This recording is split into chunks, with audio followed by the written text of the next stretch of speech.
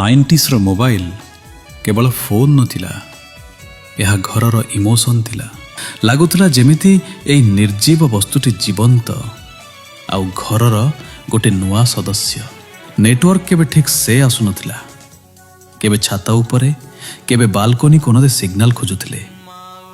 Missed call, ଏହା ପୁରା message ଥିଲା, ମୁଁ ପହଞ୍ଚିଗଲି, କଲ୍ କର, ମୁଁ ତୁମକୁ ମିସ୍ କରୁଛି।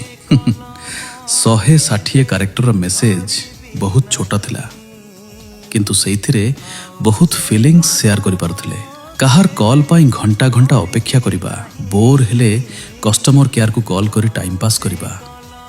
ଏହି ଭିତରେ ଆସିଗଲା ରିଲାଏନ୍ସ ଟୁ ରିଲାଏନ୍ସ, ରାତିରେ ଅନଲିମିଟେଡ୍ ଫ୍ରି କଲ୍ସ। କ'ଣ ଥିଲା ସେ ରାତି? ଫେଭରେଟ୍ ଟାଇମ୍ ପାସ୍ ଥିଲା, ମୋବାଇଲର ରିଙ୍ଗଟୋନ୍ ବଜେଇବା ଆଉ ସାପ ଖେଳ। ଆଜି ଫୋନ୍ ସବୁ ସ୍ମାର୍ଟ ହେଇଯାଇଛି, କିନ୍ତୁ ସେ 90s ଆଉ ଆର୍ଲି 20sର ଫୋନ୍ ଜୀବନ୍ତ ଥିଲା।